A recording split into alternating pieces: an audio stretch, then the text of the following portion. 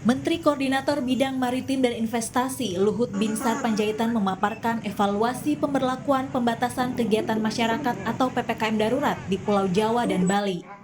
Dalam pelaksanaannya sejak 3 Juli lalu, Luhut menyebut beberapa catatan diberikan khususnya terkait mobilitas dan penanganan kasus corona di Pulau Jawa dan Bali. Kasus beroket ini sudah kita duga juga akan terjadi, mungkin terjadi, tapi tidak kita duga terus terang secepat ini. Tapi balik-balik karena pemahaman kita mengenai Delta varian ini juga banyak yang tahu, yang tidak paham betul. Kita mengamati betul ini masalah ekonomi ini, jangan sampai kelamaan juga malah buat mati. Ada pertanyaan batasi pemulihan ekonomi nasional. Sebenarnya kita sangat hati-hati melihat ini dan kami hitung sampai kapan kira-kira kami akan melakukan ini. Dan kemarin Presiden minta saya untuk evaluasi, saya janji pada Presiden besok atau nanti sore kami akan laporkan cara bertindak apa yang akan kita lakukan berikutnya dengan data-data yang ada.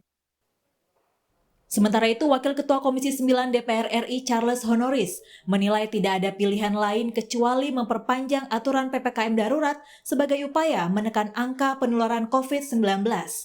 Angka penularan COVID-19 yang terbilang masih tinggi ditambah lagi kondisi rumah sakit dan fasilitas kesehatan yang kewalahan menangani pasien. Menjadi catatan penting pemerintah agar PPKM darurat bisa diperpanjang. Menahan laju penyebaran COVID-19 tidak lain adalah dengan membatasi mobilitas masyarakat.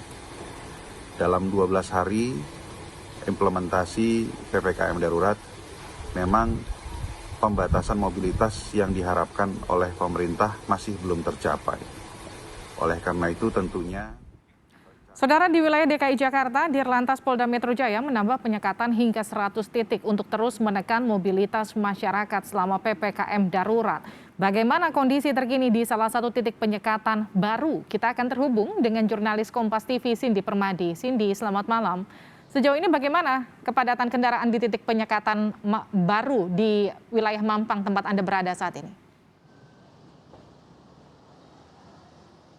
Ya, Livi, saat ini dan bahkan sejak tadi sore kami pantau untuk arus lalu lintas di sekitaran Mampang, khususnya di dekat titik penyekatan ini lancar sekali. Berbeda dengan tadi pagi, kalau memang pagi adalah jam keberangkatan dan yang kedua alasan ada antrian yang panjang sekali pada pagi hari adalah karena ada pemeriksaan yang secara detail dilakukan tim gabungan agar pekerja sektor esensial dan kritikal ini bisa melintas. Tapi kalau sekarang untuk penyekatan ini ditutup total. Jadi kendaraan-kendaraan yang melaju dari arah Jakarta Selatan, mereka nantinya akan diminta untuk mengambil lajur paling kiri, kemudian belok ke arah tendean.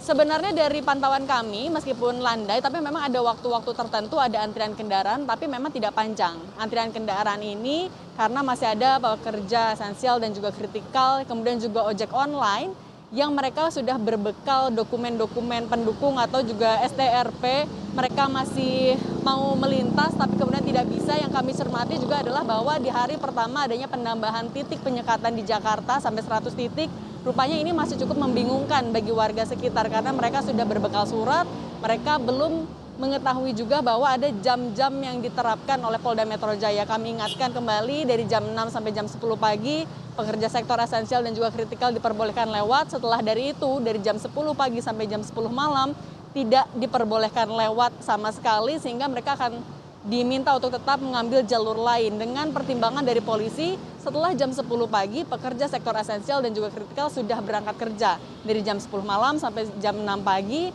kemudian penyekatan ditiadakan dengan pertimbangan mobilitas warga di Jakarta ini sudah mulai menurun kembali.